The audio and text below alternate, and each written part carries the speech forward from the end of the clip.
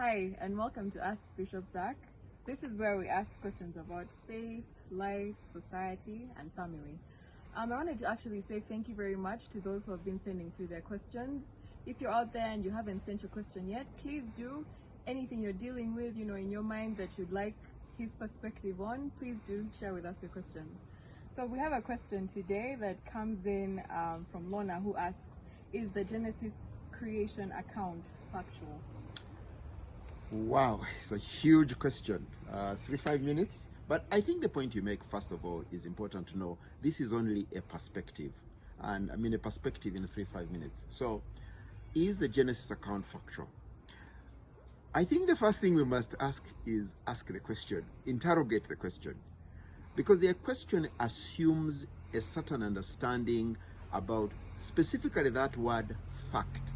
That word fact assumes certain understandings of truth, the world, relationships in the world, society, creation, reality, nature. Now, it assumes a certain understanding that is grounded in a scientific understanding of the cosmos, the world. Because you see, somewhere in the period 15th, 16th, 17th century, in particularly Western civilization, with the emergence of the Industrial Revolution and science, the issues came up to the fore about the fact that we must ground our engagement with the world grounded on facts, and facts were provable scientifically. They were empirical and so on. So to ask that question is to impose a certain worldview on the Genesis account, a scientific worldview, a way of saying, let's check, did these people who lived then, who received Moses' writings of Genesis, did they understand science the way we understand it? That question imposes a worldview. I mean, picture your daughter, Bethel. She may ask one day, is it actually true that people wrote letters to one another? I mean, please forgive me. Bethel is falling in love. And those days, she may not even be writing emails. She may be writing, I don't know what. So imagine her imposing.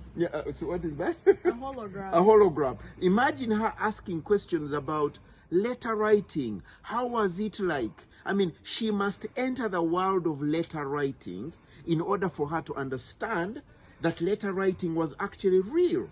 Okay, so my first letter, primary 7, dear sunshine, sunrise, I cannot say. Okay, so Bethel might ask, what? Sunshine? Sunrise? So you've got to understand the language of the culture in order to make sense. Okay. So we need to enter the world of the ancient Near East. You need to ask the question, what is Genesis answering? We really have to go to the story. The particular story that's very important is written in Exodus chapter 3, when Moses has an encounter with God, and God says to him, I have seen the misery of the people, I have come down, I want to rescue them, and so on. You know that passage. And Moses asks questions of God. Who are you? Who are you?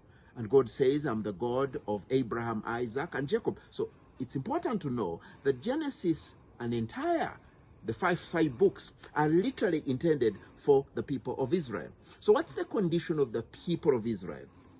In summary, it's to understand the questions Genesis is answering. It's not answering scientific questions. It's answering questions of, how come this world is?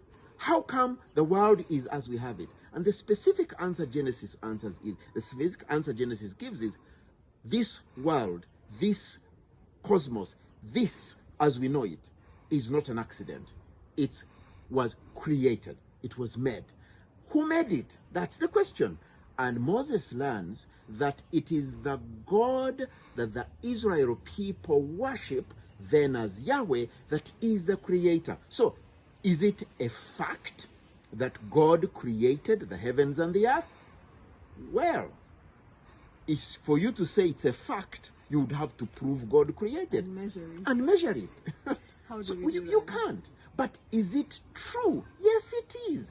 Is it 7 days, is it? You are beginning to assign a way of understanding time on the ancient Near East of the times when this is written, over 3,000 years ago, 3,000, 4,500 years ago. So it is really important. So is Genesis 1, 2, 3, Genesis true? Yes, it is true. But you don't assign, you don't make judgment on Genesis, the passages, based on today's language, today's culture, today's scientific world. You've got to enter the world, and that is a world in which the way of speech is mythology. And mythology is not, it is not true, it is story.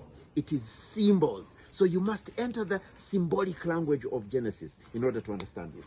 Okay, so I think maybe we'll have a follow-up where we want to dive into those symbols and sort of begin to understand what those meanings are and what the truth is.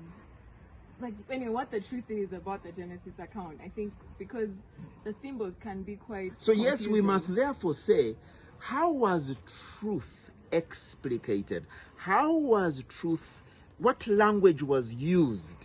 What was truth in the understanding? Because when we speak from the world of today, we want to say truth is only truth if it can be proved, if it's scientific, etc. No, we've got to enter that world. So absolutely, let's do that.